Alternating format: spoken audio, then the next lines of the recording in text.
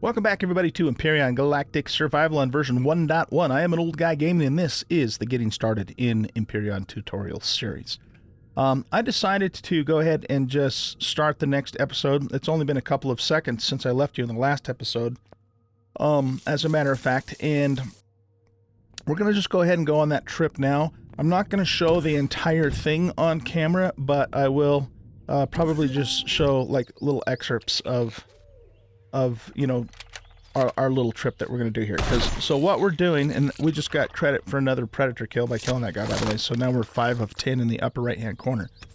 So what I'll do is I'll probably do maybe like a little time lapse, maybe a little video montage of us in the hover vessel just going around and looking for the Elder's Tomb if we can find it, and or looking for the other types of plants that we need to finish making all of our sprouts for our farm. There is one thing we should do before we leave, though, and that is that we should load this up with some more ammo because it was pretty low. Let's take a look at the ammunition level in here. Okay, we don't have any extra ammo at all, and I think I pretty much shot it all out the guns when the Talon attacked us that last time. Speaking of which, let's press the P key for a minute and see. Okay, so they are planning on attacking us in less than 5 days. Those son of us. Yeah. Interesting. Okay. It could be, and I don't know this for sure. Somebody told me, not too long ago, in fact, in a comment on my Let's Play, that, you know, when Alpha 12 came out, that they changed it to where you won't be attacked by the Xerax until you hit hostile. That is obviously not true. And what I'm thinking it might be now is maybe they start attacking you when your unfriendly gets really low. But I'm not sure exactly how that mechanic works. Nevertheless, as we saw in the last episode, they will most definitely attack you even while you're only unfriendly. And you know, the other thing too is we're not really anywhere close to their territory either. That's another factor. If you're close to their territory, they are more apt to attack you. At least I believe that's the way it works. That was a mechanic earlier on. I don't know if that's changed. So yeah, but we're ready for them now. We have our weapons loaded up. We've got almost 1,200 rounds of ammo, plus the guns are loaded. And we learned yesterday how to set, you know, our rules of engagement, you know, for the weapons themselves. And so yeah, those guys are ready to rock and roll. And I think 2 cannon turrets, at this point in the game anyways, you know, while we're still in the early stages and whatnot, should be fine for taking care of those bastards. Let's take a look at something here. The sun is out now, so if we look at our solar panels, see we're getting 2 yellow squares now on our panels, which means these guys are now generating power for us.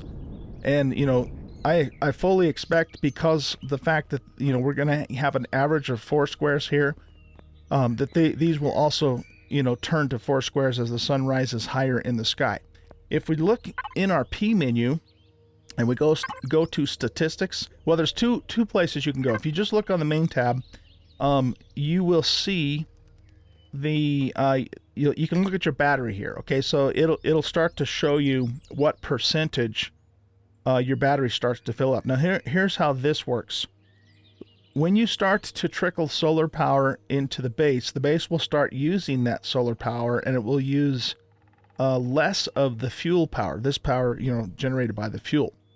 At some point, your solar panels will, you know, if you have enough of them, and if you have enough capacitors, and if you have good sunshine, so, you know, all those things have to be taken into account. But at some point, you'll start to get a surplus of power from the solar panels, and then you will start to see the battery percentage go up. The ideal scenario is to get as much power during the daytime with the sun, fill the battery up a little bit, and then the power that's in the battery will help continue to supplement the fuel overnight, and then, you know, wash, rinse, and repeat. I've seen it to where with a big solar farm and lots of capacity and good sunshine, you can fill the battery all the way up to 100% during the day, which is what you want. I mean, that's the ideal scenario anyways. We get a little bit more information on the statistics tab about the power usage too, for solar power. So notice right now that our solar panels are cranking out, you know, that they're doing really well. their average output is 203 power units, but their current output is 282. Now remember, this accounts for the average output in a 24-hour period, and we don't have any output at all overnight. So this is going to go really high during the day, but then it's going to go all the way down to 0 at nighttime when there's no sunshine. Okay? And this even shows that we have 7 power units already being stored in the battery, but 7 is less than 1% of 3,000, so that's why this tab still shows us that it's 0%. Okay? A couple other things about the power. Your generators are the actual generators that you install on the base and any capacitors. So it counts the 2 capacitors as generators as well. Okay? The maximum output is what the base is currently capable of working with, so that's 1,000 power units. The current output is what it's the maximum output is what it's supposed to be doing. The current output is what it's actually currently doing. And this is or what it's currently capable of, And this is what it's currently consuming. What you really want to look at is you want to look at the consumption versus the current output. The maximum output, I wouldn't even worry about that. And here's the other thing that's important to understand about this, because it can be confusing. The maximum output doesn't factor in the capacitors. It only factors in the fuel base, which is, I don't know why that is, but that's just the way that it works. So we actually have a current output. Remember, output is what the base is capable of. It's not what it's currently doing. What it's currently doing is 112 power units. It's capable of supporting up to 12.5 thousand power units. So we've got lots and lots of power. This is an important thing, though, to pay attention to, because if we did not have enough power to support the consumption, in other words, if the consumption was higher than the current output, then you could blow up your generator quite literally, and you'll start to get warnings. Stuff will, your lights will flicker. Stuff will go offline temporarily, and your generator could actually blow up. Actually blow up. So you have to watch that. See, now we're at 3 yellow squares too. So yeah, we're in really good shape now on the power of our base.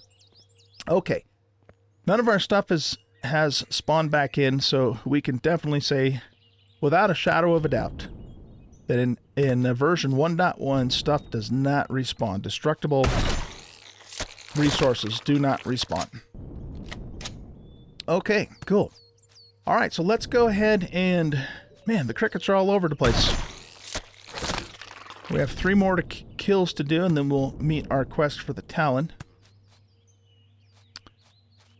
Oh, man, you know what? Doggone it. I should have started the ammo while I was blabbing to you guys. We need to make 15mm bullets for our gatling guns. Output count of 100, so there's 1,000, 2,000. Let's make about 2,000. We don't want to go hog wild on that because...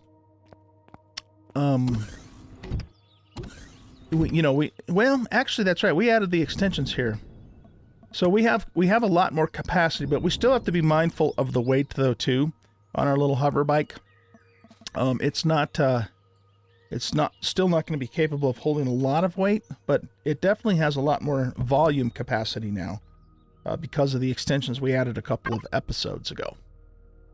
Let me see here. I'm going to press P, go back to main, and I'm going to throw some fuel in here, so we'll just grab some fuel from the base. Let's use our biofuel. Excuse me. And let's go into here, and let's actually put the rest of this biofuel in here, so that way we have some spare fuel to take along with us. I was actually asked in the comments, why I take extra fuel in here when the planet is small enough and I can circle it once without running out of fuel. And, my response to that is, it's just not a good idea. In this particular case, yep, as long as I fill the tank, I can go around the planet, come home, and I'll be fine. But it's just generally not a good idea to go out without some spare fuel. Because there's going to be plenty of situations where you could run out of fuel, and it's best to get in the habit to always just make sure you have some spare fuel. I mean, that's true in any case. It's true in real life. You know, if you're, especially, you know, if you're going to go four-wheeling up in the mountains in a Jeep or something like that, you should have some spare fuel, because you just never know what's going to happen. Hey, look at this. We've got a couple of puffball plants, or at least that's what I like to call them. But these will actually give us vegetables.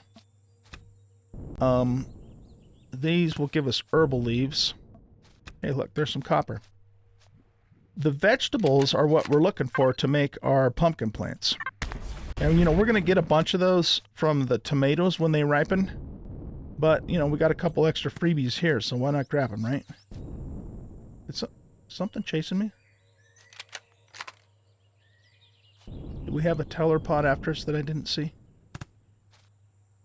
No, maybe not. Must have just been hearing my own footsteps.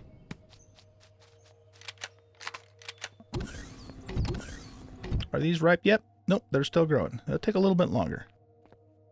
See, the wheat's growing fast, though.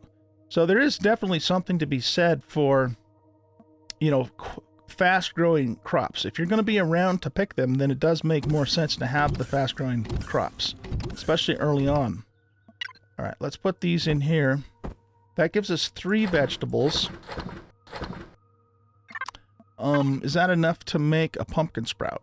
No, because we need a total of 4. Okay, no problem.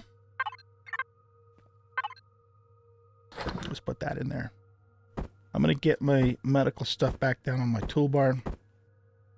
We'll keep the motorcycle for a little bit longer in case of emergencies, that sort of thing. How's our own personal ammo? We got almost 1,000 projectile rounds and 72 and 75. Yeah, we're doing okay on our own ammo. Let's just eat these energy bars now so they don't spoil. We have a whole pile of these in our survival constructor. So we've got 50. Yeah, we've got a total of 50 sitting in there. And as you guys know, those won't spoil if we keep them in there. I don't need to be carrying around this extra fuel. It's just taking up weight in our own inventory. So let's put that in there. How's our ammo doing? Looks like it's done. Let's go ahead and turn off the constructors. You know what? Let me show you something, actually. Let me show you something. You can set up custom switches. I've talked about this a little bit for your base, that you can then turn specific things off or specific groups of things rather than just turn them all off from the main switches. So right now, we have a few things that are drawing power on our base. We've got our 2 constructors that are drawing power. Our refrigerator is drawing power. Our food processor is drawing a little bit of power. And our wireless device is drawing a little bit of power. So what I will often do when I start, you know, my base starts to expand and there's more power draw. Not that we have a power issue. We're doing really good on power. But what I like to do is I like to put things into a special switch that we don't need to have on all the time. So that would include the constructors for sure, and it would include the food processor if we're not currently making anything. We obviously want to keep the fridge on at all times. And I don't think the wireless device draws enough power to be really significant. Let's take a look at that, though. Let's go ahead and group everything first. That's going to be under equipment. So it draws 10 power units. So, I mean, that's not huge. The problem with turning this off, though, is then later on when you come back and you have a load, if it's not on, it just means you have to first come into the base to turn it back on, kind of thing. So what I think I'm going to do is this. Let's press P, and let's make sure we're on the Devices tab. And what I'm going to do is I'm going to go ahead and click this button here that says Add Group. Okay? And let's just call this group... Whoops. Got my caps lock key on. Let's call this Low Power. Now what I'm going to do is I'm going to go to my 2 constructors, and I'm going to click this button that says Add to Group. And then I'm going to add that to the low power group. Now, I'm going to click this button that says add to last group, and it'll just add that item to the last group that I added something to. That's really useful in case you have a lot of things that you want to quickly add to a certain group. For example, let's say we built a good medium-sized base and we have 50 different lights on that base, and I want to put all of those lights in the low power group. Well, it's a little faster to just do add to last group for 49 of those lights than it is to use the add to group and have to click in a drop-down menu for 49 of those devices. I hope that made sense. That being said, let's go ahead and actually put our light in this group too, because there's no point in having the light on when we're not home. Okay? We want to definitely keep our turrets active because, because we could get attacked, of course. Anything else here? Oh, yeah, food processor. We want to add the food processor to that group. We're going to keep the wireless on all the time. I don't think the armor locker... Yeah, the armor locker and the shower, neither one of those things draw any power at all. Well, no, that's not true. I guess the armor locker does draw power, but that's probably only if you're using it. I would think. Well, there's no harm in adding it to the group, so let's go ahead and do so. We want to keep our doors powered, and I think that's it. All right, so we've got all 5 of these items are in our low power group. Okay? None of them need to stay on when we're away, except for unless we queued up a bunch of stuff that we want our constructors to work on while we're gone, which we could do, but if that's not the case, then none of this stuff needs to be on while we're away. Okay, so here's what we're going to do now. We've added this to the low power group. Let's go back to the main tab, and we've got 8 custom switches here that we can set up. So what we're going to do is we're going to call this switch low power as well. I don't have to name this exactly the same as the group. I could name it something else if I wanted to. That's not a requirement, but it just makes sense for me to do so. Okay, so now we have this custom switch. If we go back to the devices and we select the low power group, watch this. Now I can add that group to the custom low power switch. And then when I come in here, I can turn those items off with the low power custom switch without turning everything off in that group. Pretty cool, huh? So now I'm going to save even more power whilst I'm out and about.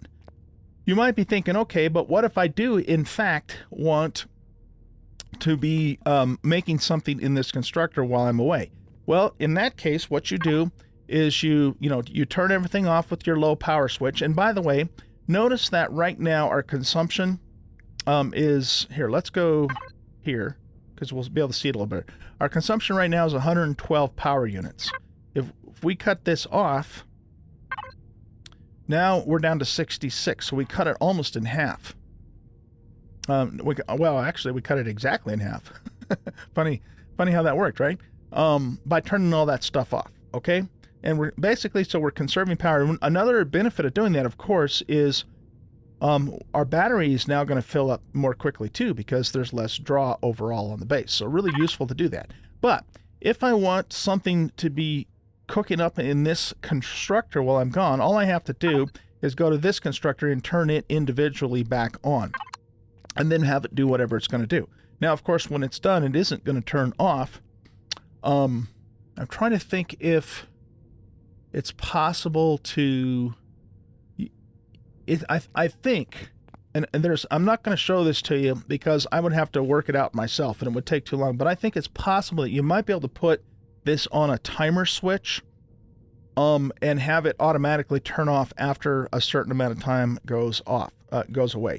There is that kind of capability in the game through the signals and the signal logic and so on and so forth. But it is not my intention to get into that in any great detail in this getting started tutorial. This is more of an intermediate to an advanced topic. That being said, there are several videos on YouTube that you can check on that specifically cover this stuff. So I would recommend you guys look that up at some point when you're ready to do so. But that's outside of the scope of the getting started tutorial. I might show you some really, really basic stuff with that, but we're not going to get into it in any detail. All right, so anyway, point being that you can still turn the individual constructor back on if you want to, or the food processor or whatever, and have it continue working on stuff while you're away. But now we can go out and feel good about ourselves because we're saving energy. Let's go. I'm going to hit the F4 key. I'm going to go to the... We got to stand right next to it because we don't have a wireless on this. You know what we could do, actually? How's our CPU on this? Our CPU is... We've got lots of room. You know what? Why don't we take that extra wireless that we have and just put it on our hover bike? Why the hell not, right? It's just sitting in the base not doing anything. So I want to... Let's go to player here. And overflow. Yeah, let's grab this wireless device. So where do we want to put it? That's the next question. That is the next question. This is an O2 tank, right? Yes. We have absolutely no need for an O2 tank on this vessel on this planet. So what I'm going to do is retrieve this. I'm going to make sure I'm on a retrieve block, because we'll keep it for now. Excuse me. And we're going to plop down the wireless device in its place. Do we have any... Excuse me. Do we have any blocks? Small vessel blocks. I think we do have one, don't we? Yeah, right here. Okay, so let's do this. Let's take this small vessel block. We're going to right-click, and I'm going to... Let's select this little pipes fence thingamadoodle here. Okay, let's rotate it around, and then flip it down flat like that. And we'll just set that over there, and it kind of makes it look like it might be like a heat sink or something like that. And just give our wireless device a little bit of protection. Cool. Okay. Now we have wireless on both vessels. And that means, if we're out here, doing something like, I don't know, say picking alien honey, for example. And as long as we're in range of the wireless devices, we can still access both the HV and the base over the wireless. Super useful. Super useful. Let's take a look real quick at our solar panels. I'm just curious to see if they're pumping out max sunshine now since the sun... Well, the sun's actually in the western sky now. Okay, so they're down to 3 squares now. I'll bet you anything, though, they were probably up to full yellow squares when the sun was, directly overhead at noontime. Okay, let's go. I know, I keep getting sidetracked, but it's all important stuff. How in the hell did that get damaged again? Oh, when the Zerax attacked. I bet you that's what it was. Okay, let's do a right-click repair. Yeah. We really, I really ought to get this base upgraded to reinforced concrete, or to armored concrete, as soon as possible. But, we have... Press P, go to statistics. We have, we still have 5 days, well-ish. 4 days, maybe, before our next attack. So I'm not really worried about it right this moment. But what I should be doing, if this was, if I was playing, I'm just normally playing for reals and not doing a tutorial, I would make a note to myself, make sure you get your base upgraded to armored concrete before the next attack. It would be wise to do so. Let's hop in here. Did we get our ammo loaded, or have I just been blabbing the whole time? No, the ammo's still in there. So let's go. Yeah, we're already on the HV. And we have the controller ammo there, so let's plop that in place. Now, notice, though, that did use over half of our volume. So, just something to pay attention to. Now, let's make sure our Gatling guns are completely loaded. We select it down on the toolbar there, and we press R. Power up with the Y key. And we... Ladies and gentlemen, are going to go on a trip. Our goal is to uncover the rest of the, or most of the rest of the fog of war on this planet, and maybe we'll luck out and we'll find ourselves an Elder's Tomb, which we can get a lot of nice stuff out of. If we don't do that, We'll finish our quest for the Talon. Maybe we'll take the Polaris quest too and do that, because that's also a very easy one to do. And start, you know, getting rep with them and building up a little bit more money so we can just go buy the rest of the sprouts we need if we don't find them. Okay, so with that being said, let's do it.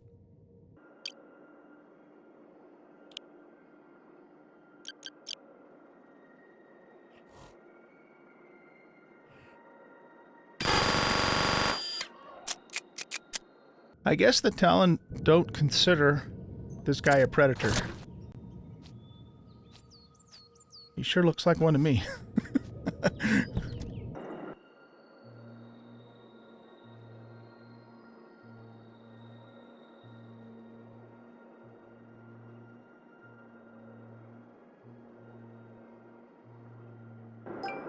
Okay, here's some spice.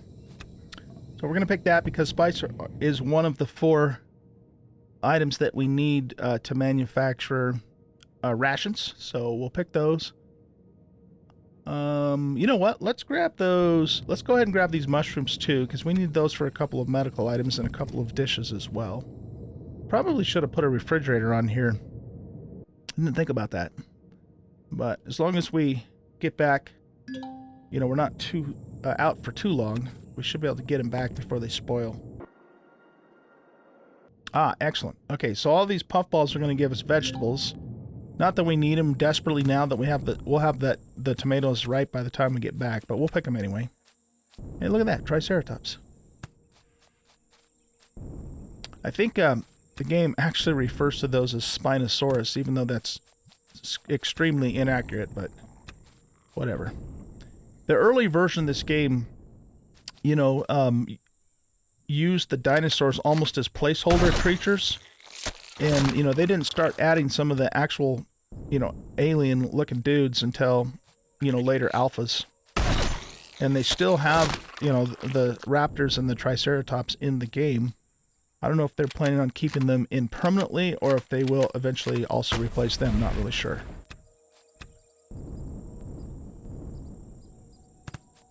Did I loot that guy? Yeah. Okay, we are 1 kill away from finishing the Talon's quest, and here's our kill. Okay, Talon community gratefully gives thanks to you for your deeds. What happened now is we got a pile of coin here. This coin will translate into 500 credits, and our reputation with the Talon also went up by, let's see, does it tell us how much it goes up? Let's take a look-see. Pest control. Yeah, we got 500 rep points with him by finishing that. Now what we're going to do is we're going to go to the Polaris and we're going to do the wildlife cam quest. This one is also really easy to do. Basically, what this is telling us is they want us to go scout a few ore deposits for them. And you can pause the video and read the actual text if you want to, but the basic idea is you just find an ore deposit and you kind of scan it passively, which means you just get close to it, and then and that's all you got to do, and we just have to do it, like, I think 3 times, and then we will get 500 credits and 800 reputation with these guys. Okay, so let's activate that mission. Again, this is just telling us the info. Pause the screen here if you want to read what it's actually saying, and then let's go ahead and do it. Okay, so especially in the early game, as you start going out and about, if you care about reputation, which you should, especially with the Polaris, you know, have these quests active so you can just kind of do them, you know, while you're out and about. You'll get some money and you'll get, you know, you'll build up your rep. And you want to get good rep with these guys, not only for, you know, access and that sort of thing, but also for better prices. So if you're neutral, you're going to get really terrible prices with them. If you're friendly, you're going to get, you know, average prices. And if you're honored with them, you will get the best prices. He tried to bite us.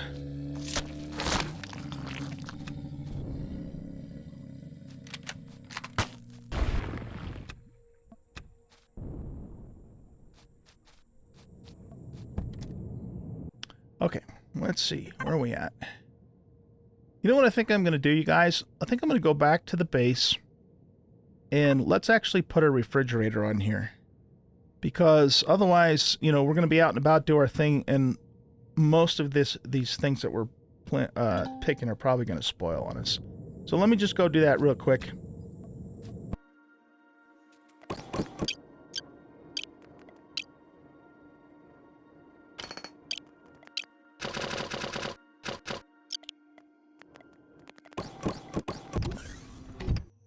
All right, cool. Our tomatoes are ready to pick, so let's go ahead and do that now. We've got a refrigerator cooking up in the constructor, and the grain's ready to pick too.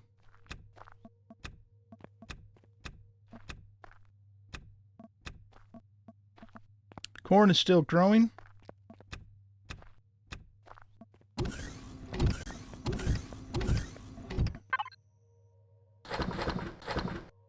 So we have enough veg edibles here now to start pumpkins, and we have enough spice, I think, to start spice too. So let's go to our farming tab, and we need more water. So let's get into our wireless menu. We'll go to the base on this side and the output, and we're just going to drag all this water that we made earlier into here. We only have 3 nutrient solutions, so let's go ahead and do the spice. Oh, nice. Okay, we can actually make 2 of those because it only requires 2 spice on the input. That'll, excuse me, that'll give us a total of 4 sprouts to get started with on the spice. And then let's let that finish first, and then we'll see how many pumpkins we can make. But we're going to have to make some more nutrient solution too, I think.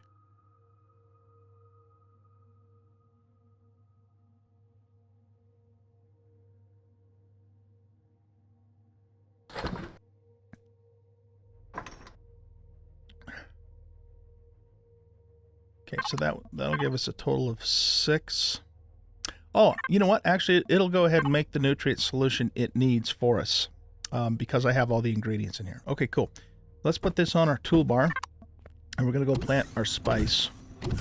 For now, guys, I'm just going to kind of plant stuff wherever until we have enough of what we need, you know, to get started with ration production. And then at that point, I'll pick everything up and replant stuff, excuse me, in the right order. So for now, we'll just, you know, grow these so that we can get more produce to make more saplings, or yeah, sapling seeds, whatever, for now. Okay, so hopefully that makes sense. Let's go back in here. And so we're just waiting for it to finish those pumpkin sprouts.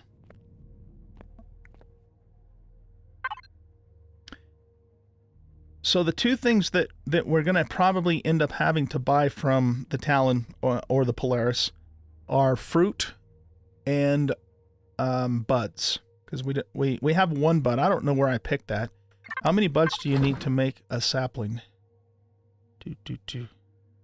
You only need 2. So if we can come across 1 more bud plant while we're out and about, then we can actually, you know, get those started as well.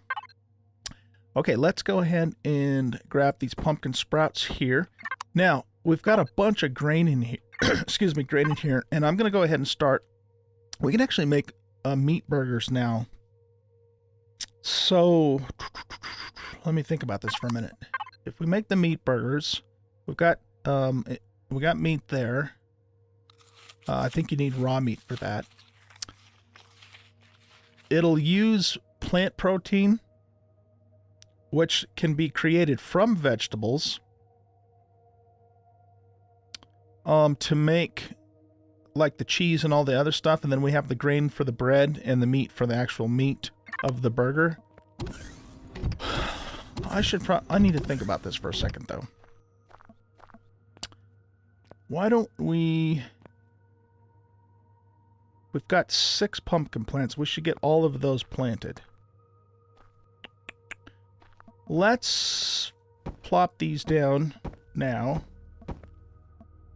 And that fills everything up. I'll tell you what, let's just do this. Let's let all this current crop mature 1 more time. And then hopefully when we come back, you know, we will have the buds and the fruit saplings that we need, and then we'll redo the garden for rations. I think that's what we'll do. So in the meanwhile, what I'm going to do is I'm just going to make some bread for now. I'm going to hang on to these vegetables because we're going to need to make a few more pumpkin sprouts when the time comes. So let's just queue up a bunch of bread. So I'm going to make, I don't know, like 50 loaves of bread. Bread is really good. Bread is gives you almost the same amount of food as steak. I think it's only like 2 points less, but steak perishes, you know, in 12 in-game hours. Bread perishes in 120 in-game hours. So it lasts 10 times as long as the steak. So bread is a really good, you know, early to mid-game food item to make. Okay. So let's see. We made our refrigerator. Now we have to figure out where we're going to put the refrigerator. Let's get in here and power this up. Get back over here where it's a little more level.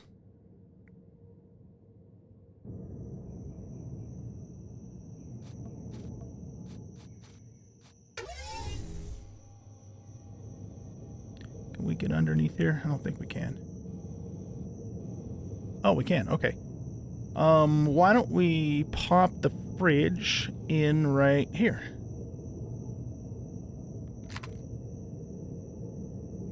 Yeah, that's just a carbon block. We'll retrieve it whole for now. Let's do F4, and we'll take the HV fridge that we created, and we'll pop it right in here. Boom. Now we've got a place to store perishable items and have them not perish on us while we're out and about. Cool. Let's go into the P menu of our base and click the low power option to turn stuff off. I don't know if I pointed this out to you, but you've got like an overall power meter down here as well that you can look at. And let's take off again. Here we go.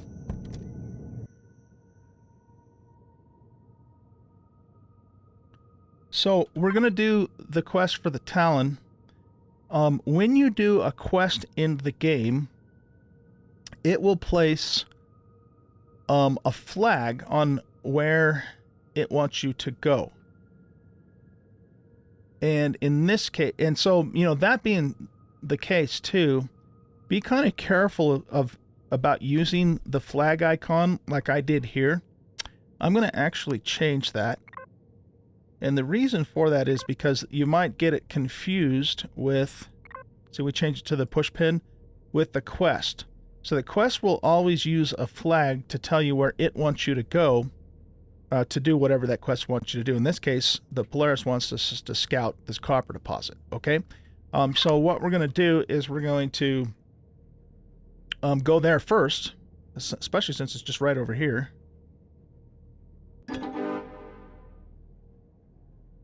All right, so we just finished that quest with the Polaris. Let's go into our PDA by pressing F1. And again, we got 500 credits and 800 rep with the Polaris for doing that quest. And we're very, very close to getting to friendly with him, which is good. In fact, if we kill a couple more predators, we might even hit that, which we probably should try and do in order to get friendly with them, and then we'll get better prices. I mean, we definitely should try and do that. I'm just trying to decide if I want to do that right this moment. The Talon, what do they have? What else do they have? They've got privacy matters, power down the zone. See, all of this stuff... Wait, sorry, wrong place. Touching the weed. We could do this. This is actually... This quest, man. This quest is actually super easy to do, but... Oh, yeah, okay, it won't let us do it until we're friendly. I see, okay. Touching the weed, this quest is ridiculous. All you have to do is go cut some wood. They imply that you are cutting the wood for them, but you can go cut the wood and then you can keep it, and they still give you credit for the quest. So it's actually a good one to do, you know, once you're friendly with them, but we're not quite friendly with them. In terms of pest control for Talon and wildlife cam for Polaris, it's on a timer. So basically you have to wait a real-time hour before you can do it again. But they are, as you can see, repeatable quests. So they're really good quests to do in the early game. Anyway, so let's see. What are we doing? We need to either find some...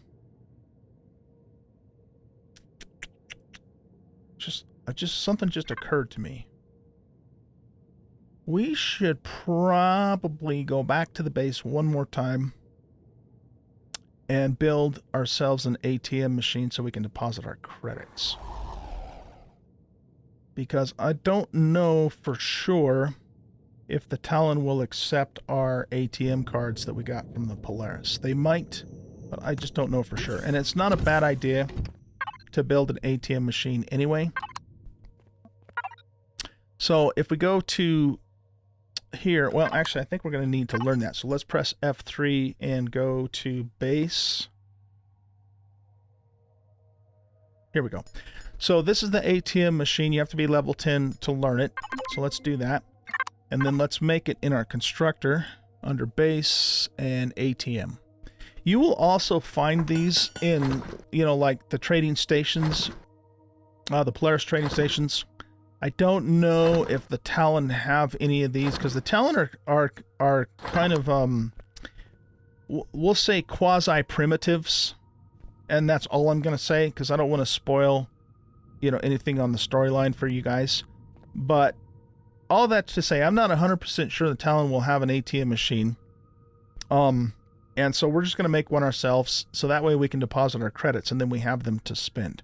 I'm not, you know, the Polaris give us these money cards, and I don't know if the Talon will take those straight up. They might, but I'm not sure if they do, so let's just play this one safe. You guys can let me know in the comments if you know for a fact that they will actually take them. Here, let's connect to this, grab our ATM machine, and we'll just plop it right down next to our armor locker. There we go. Okay. Now what we can do is open this up, and we can drag our gold into here, which, you know, translates to 500 credits and our cards. That should be plenty of credits for us to go ahead and, you know, buy the rest of the saplings that we need. Let's put these in here, and we'll put these in there. Oh, this too. Yeah, we don't want to be carrying that around. Let's have some bread.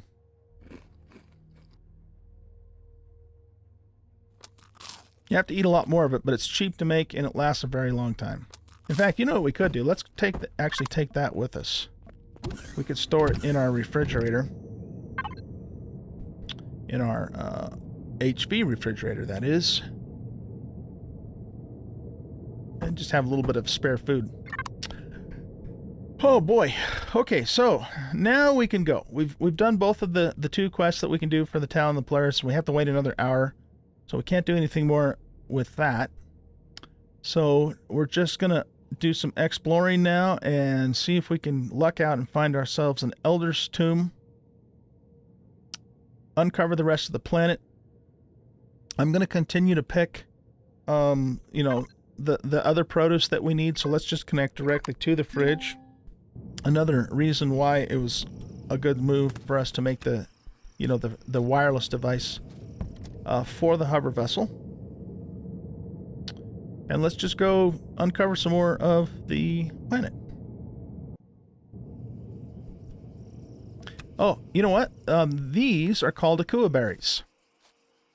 So you can pick those by just looking at the trunk of the tree and then hitting F. And that just gave us 3 berries. Berries, however, are not considered fruit. Berries are used to make berry juice. And I think they might be used in like the pie recipe too, and maybe 1 or 2 other things. So, you know, they're good to have for that reason, but they're not considered fruit, so we can't use them for our fruit requirement.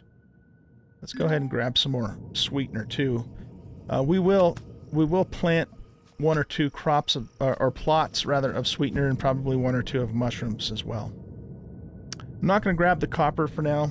Let's just get moving because we keep getting sidetracked. Important stuff for sure, but we're getting sidetracked from our main mission here. I'm keeping my eyes peeled for buds. Okay, that, I don't know if I've showed this guy to you yet or not. This bug here, which comes out at night, is actually very dangerous. Because what he does is he shoots like this acid shit at you that does a significant amount of, can do a significant amount of damage to you and to your vessel. And it's also homing too, so it actually tracks you. It's really nasty. Let's kill him. And we got, oh wow, we got 1,679 XP for that kill. That's actually pretty decent XP. There's another one over there too. So yeah, be careful of him. You're likely to see him, you know, in forested areas on the temperate planet at nighttime. But he could also be a good way to farm XP. So let's kill this one too.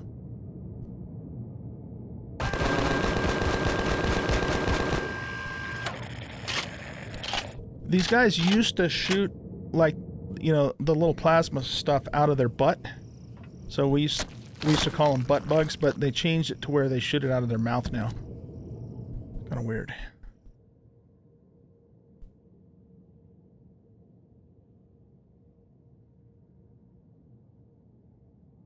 We don't need to pick any more veg edibles, so we're going to leave those alone. I can't remember off the top of my head where you find buds on the temperate planet. If we were on, say, like the arid planet, you would... Oh, there's one right there. Awesome. Okay. Awesome, awesome. So this is... Yeah, this is still the forest biome. I can tell that, by the way, by looking in the upper right-hand corner next to my mini-map. So, yeah, this is the bud plant. And it's, like I said, it's one of the ingredients that we need for making rations. And we only need 2 to make the saplings. However, if we run across any more while we're out and about, we will certainly pick those. So now the last thing, the only thing we're missing now for ration production is fruit. And I'm not aware of any place on the temperate planet where you can find, you know, fruit growing in the wild. Some of the alien planets and the arid planet, you can find space oranges, but I don't know of any place, like I said, on the temperate planet where you can find that in the wild. So we're going to almost certainly have to either loot it if we find the Elder's Tomb, for example, or buy it.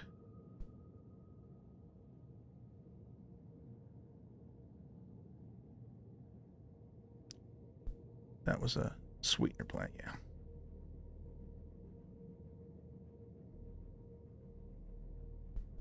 There's another bud.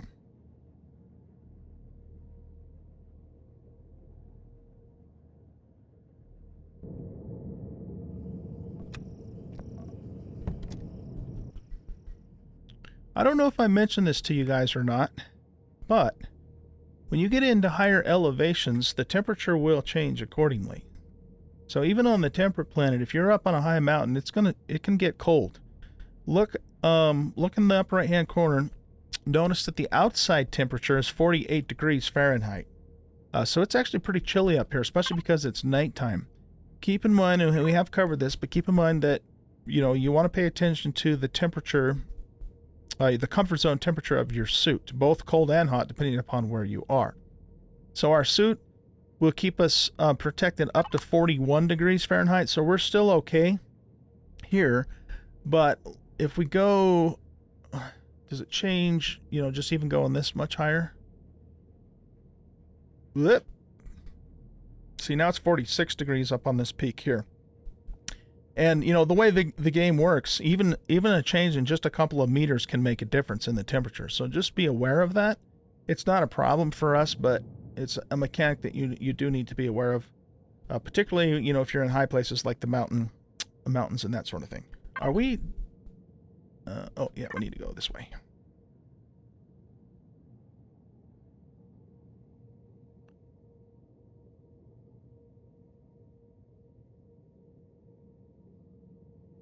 What in the hell? Turn this way. There we go. Oh, for goodness sakes. These repulsor engines, they You get stuck with them a lot on rough terrain because, you know, they don't go very high off the ground. Ooh, is that a bud? Yes, it is. Okay, cool.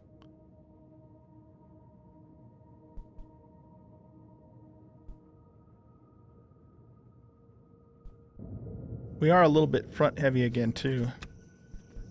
But not as bad as we were before, but still a little bit. Another bud. Okay, we're actually finding quite a few buds. We're doing good on those. And some spice.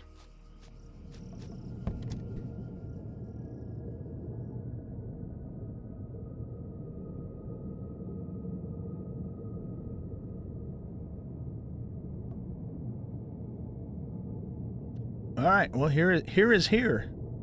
We've made it to go here. All right, let's perch up here for a second and take stock of our surroundings. I could have made this disappear when we got close to it. I just didn't do it. So it looks like we have Polaris territory to the west of us, and we're near to the South Pole here too. And I should have been squirting my detector all along too. I've just been distracted looking for plants and stuff.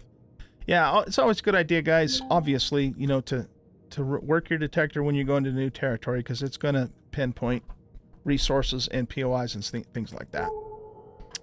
Okay, so how about let's go over to the Polaris, this Polaris area, and just see what's over here.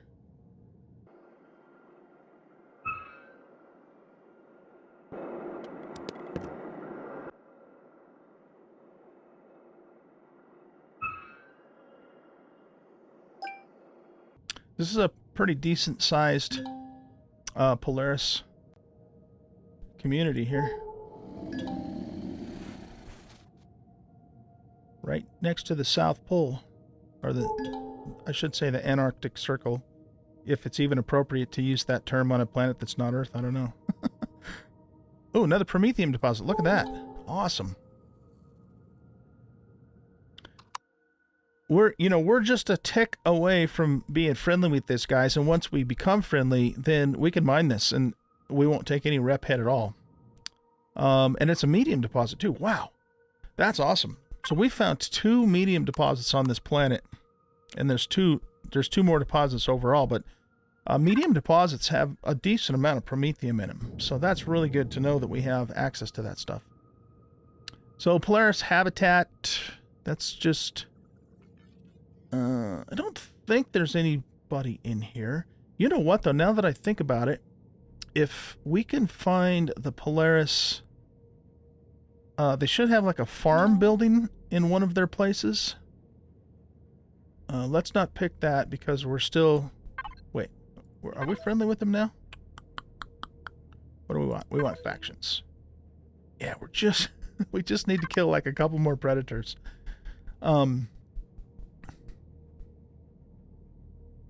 That's a new POI.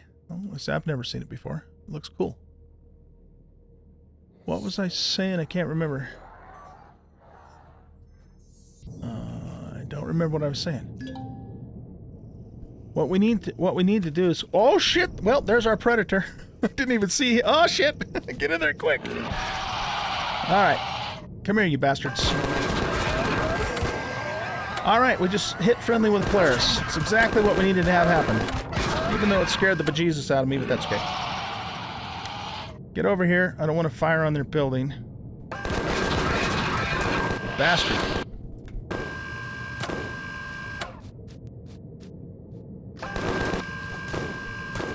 Hold still so I can kill you. There we go. Alright, that actually worked out quite well for us, because now we just hit friendly with the Polaris. I don't know if you guys saw that pop up on the screen tip.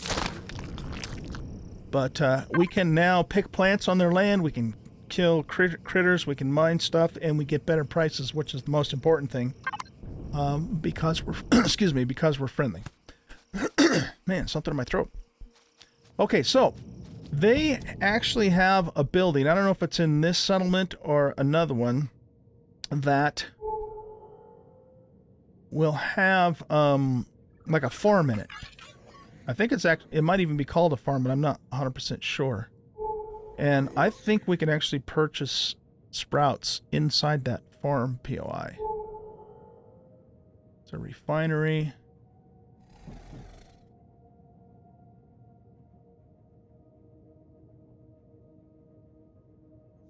Assembly line. There's a butt bug. Watch out for him. This is probably just a defense tower out here. Yeah, secure bot alpha. Ooh, more raptors. Watch out for those guys. Waste processing. Okay, let's look. I don't think we're gonna find this in the habitat, but let's look anyway. We can look in the habitat and we can look in the sanctuary. Because the normal trading center... Oh, wow, this is new. I haven't seen this one yet. This is like a big old shopping center kind of thing.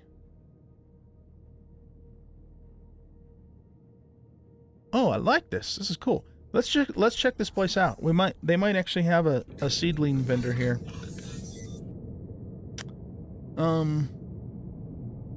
Here, what I'm going to do is go into the P menu and let's cut the...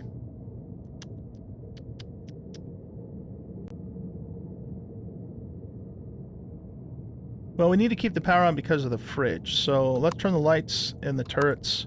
Thrusters aren't going to matter. Off, just to save a little bit of power. We should probably create a custom switch for our hover engines. Let's do that right now, in fact. So let's just call these hovers. We'll go here and we'll assign these to hovers. And then that way we can turn the hover engines off without turning the other stuff off. Okay, so what we're looking for, this is a really neat POI. Like I said, this is the first time I've seen this. What we're looking for, this is a medical place. And you can use their medical stations if you need to. And, you know, they're cool. Oh, wait, hold on. I take that back. I guess we can't. Never mind. We used to be able to, but we can't anymore. Now, even though we're friendly with these guys, you still don't want to, you know, like loot stuff from them. You might be thinking, well, duh, but the thing is in earlier versions of the game, you could come into these places and loot with impunity, and there was no consequence for it. That is no longer the case. So be really careful that you don't do that, because then you'll take a rep hit, and we don't want that to happen. What I'm looking for, though, is I'm looking for a produce vendor or a gardener person, and this place might have that. This is like a big promenade kind of place. Not sure what's in here. Let's take a look. Oh, this is like a bunkhouse. Okay.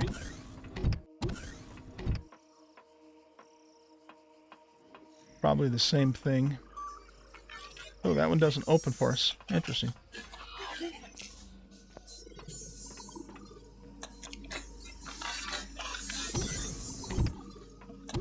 This is like a storage module.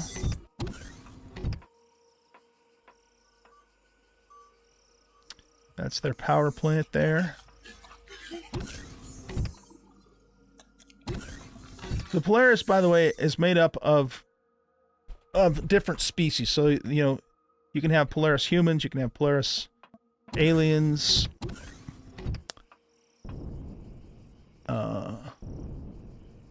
Well, oh, here we go, here we go. Okay, this is definitely a farm because we see the grow lights. The question is there a vendor in here?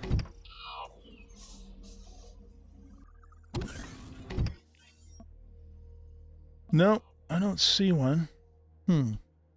So yeah, these are space oranges, by the way. But look what it says when I hover my cursor over it. It gives me a warning. It says, "Hey, if you pick this, you're gonna go to unfriendly, right? Not neutral, unfriendly. It's gonna make me all the way. Can't talk. It's going to take me all the way down to unfriendly, not even just neutral. So that they very much frown upon you looting their stuff. So don't do it." Okay, so we do have some vendors in here. I'm looking for an Aunt Mary. That's the name of the gardening vendor, Aunt Mary. I'm not seeing him though, doggone it. Okay, what are you? You're the quartermaster. So you've got all this stuff.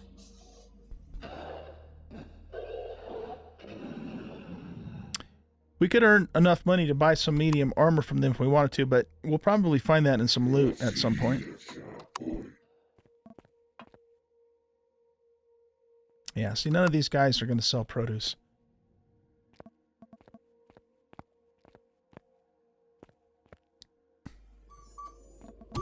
Authorized personnel only. Yeah, they don't want us to go upstairs. All right. Well, let's see. There were some Polaris buildings up here, including the trading station, and it's possible that they might have a farm there with the vendor, but I'm not seeing that here. But it was great that we found that medium promethium deposit. We can actually mine it right now if we wanted to, but I don't really need to right at the moment. Okay, so, dude, where's my ship? If you forget where you parked your ship, if you look on the mini-map, you'll see there's like a little ship icon. Or if you look on the actual map, it's kind of hard to see because everything's so grouped up here. But if I forgot where I parked, I just look on the mini-map, point towards the ship icon, and then I can go back to it. Well, this is a neat place, though. I'm glad we found it, and it's a new place. I have not seen this PI before. But they don't have quite what we need, which was, here, let's turn our hovers back on, and our lights. We don't need, and our turrets. Turrets and weapons. We don't need any of that other stuff right now. Come on, get up. Don't run over the secure bot there. Alright, guys, well, the only thing we need right now is fruit. So I think our best bet is to go back to the Talon. We could look, I guess we could go look in that habitat, but I'm pretty sure the habitat's not going to have a vendor. Let's just look really quick. I'm almost positive they won't, though.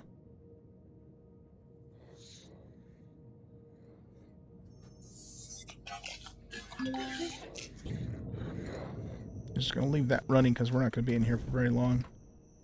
Yeah, see, these are just like homes. Can't even open that one. What does this say? Polaris local message board.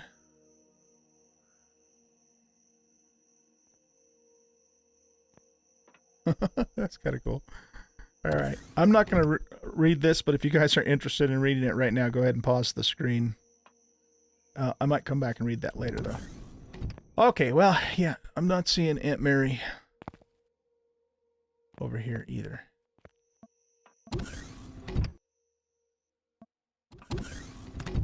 They got like a big landing pad over here.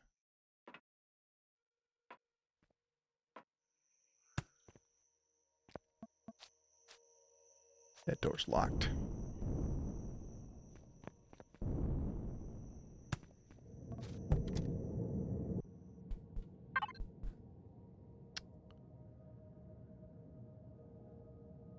That's the abandoned reactor. Alright, here's what I'm going to do. I'm going to kind of squirt up here and uncover this area. But then I'm going to probably cut back down to the south and then just kind of follow this along and get that all opened up. And then we'll kind of cut up through here to get back to the base to open this part up. And that will pretty much open up the entire southern hemisphere and then, you know, this hemisphere here, whatever the hell that hemisphere happens to be. So I think, guys, at this point, we're probably better in this episode. I have a feeling that it's gone really long. And what I'll do is I'll just uncover that territory. I won't do anything real significant in the process of doing that. But what we're looking for, of course, is we're looking for... There's a creeper. Let's kill him. We're looking for... essentially either a Talon vendor or a Polaris vendor to sell us some fruit. And once we have that, then we'll be able to get our ration production going. So I'm going to let you go here. I'll see you guys in the next episode, and we will continue on. See you later. Bye.